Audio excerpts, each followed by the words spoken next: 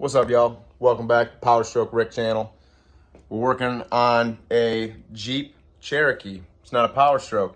Probably not a common repair right here, but I'm going to show you anyway. So this thing was backed into in the front bumper right here, and it punctured the washer tank. So obviously there's a hole in it. You can't fill it up, can't use it, only halfway. So we're going to show you replacing the washer tank on a 2020 Jeep Cherokee. Let's go.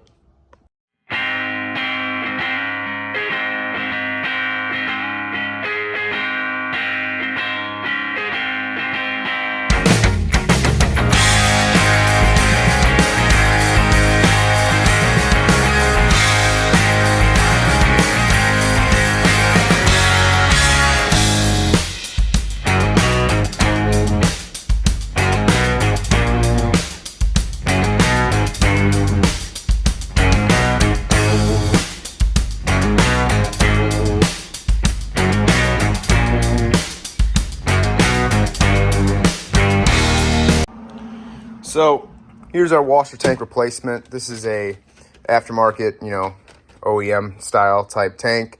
This is from Rock Auto.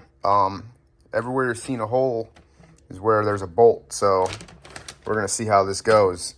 If you look in here, it's long and it's tucked in there. So there's one bolt right here. There's a couple more down there.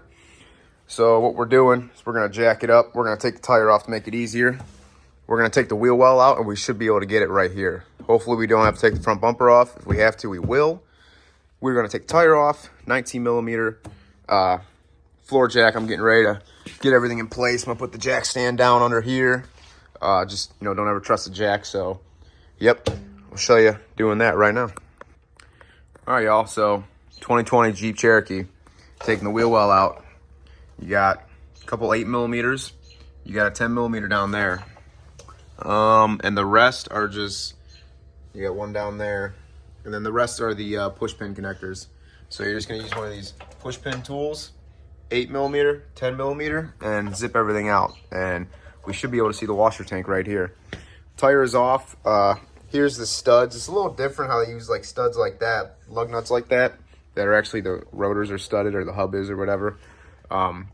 19 millimeter, zip them off. So, yep, we're gonna take this wheel well out now.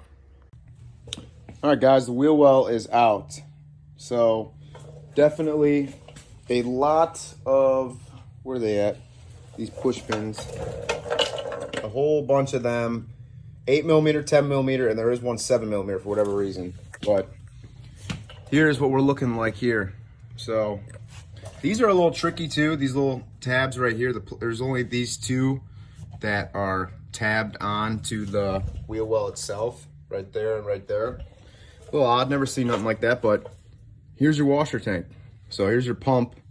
Pump is back there, right there. Sensor, I think this is a level sensor or something like that. Got these lines running to it. So we're gonna show you popping it out. There's some more push pins on it. I'm probably going to disconnect the battery so I could disconnect that plug right here, because you don't just want to disconnect nothing. You want to make sure the battery's disconnected first. So, and we'll show you what happened. It's looking like where that fog light mounts right there, it punctured it right into that when the bumper got pushed in. So hopefully we got the right one from Rock Auto, and we're going to show you taking this bad boy out and getting it back in. We're going to start with this guy. I'm guessing that's a 10 millimeter, I want to say. So we're going to try that. We're going to disconnect the battery right now. So, yeah. So, negative terminal disconnected right here. First 10 millimeter. Got my little 1/4 inch 10 swivel. Battery's disconnected. So, we're going to show you popping all this out in here now. All right, so we're going to have fun with this one again, like I said. So, we're going to try to do it without taking the front bumper off. So, you got tree connectors here, tree connectors there. You got this sensor right here. This red clip slides and then you pinch it. This one's for the pump. You gotta figure out how to get this connector off. There is a 10 millimeter back here that I could feel, which should be all right. Shouldn't be a big deal. It seems like a stud, it feels like. So we should be able to pull it off and then hopefully slide this thing down. I didn't take this apart yet. I don't know if I fully am. We'll see as we get there, but we're gonna take these lines off right now. They're just rubber quick connect fitting lines, so you just pull them out. So yeah, we're gonna keep on going. All right, guys, so here's your pump or motor, Mopar part number, whatever it is. But so this just sits in the tank. You get the 2 quick connect fittings, which I tucked them up away here.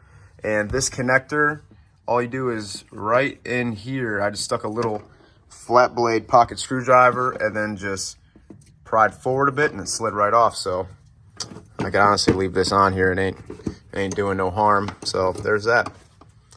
Yeah, see what happens next. Guys, we're finagling this tank out. This is it. I did not unplug this harness. I didn't have to, but if you look at it from where I'm at, can you get in on this back here? There's a stud there and there's a stud here. 10 millimeter. They are nuts. So zip the nut off. And then obviously this 10 that's behind the plug, the 10 up there, and that's it. These go to tree connectors, and look at that. There's our culprit right there. You getting in on that? Damn, that bitch is punctured. And that, ladies and gents, that's gonna be a problem. So that's what happened. When this bumper was pushed in, this fog light punctured it. So this is taking the washer tank out. We're gonna slip the new one in, fill her up. Okay. So we're trying to finagle this little kitten back in here. It came out a lot easier than it wants to go back in. That's what she said. Oh, there we go. Okay. So all right, guys, this bad boy's back up in here. It's a little finagling. Grab it from the top, hit it from the back, but it's up here. So we're just gonna put 10 millimeter bolt here, 10 millimeter bolt up top, and then you got the 2 nuts that go back here. And we're gonna plug all these sensors back in and fill her up, see if she works. Gang. All right, guys. So one thing, the fill level sensor right here, for whatever reason, this plug didn't want to snap back on the one from Rock Auto that was provided. So I just put the OEM one back in there, and I do have the OEM pump motor. I was gonna switch that out, but we'll see how this guy does. We're not gonna toss this. We're gonna keep it just in case we ever need it again. So 10 millimeter, all the push pins are back in. Put the 10 up top, and then we'll fill it up, see if it works. Put the wheel well back in. We're gonna call it a day. Nice. Look at that, hit it again. Oh, squirter. All right, guys, look at that. Fully booted up, tooted up, washer tank installation. I don't think anybody will probably have a need for this, but if you do, you know what? Maybe some people might have to replace the motor or the pump or whatever. So, you know, hopefully this helps you a little bit. But yeah, we're gonna put the wheel well back in and call it a day here. So see ya.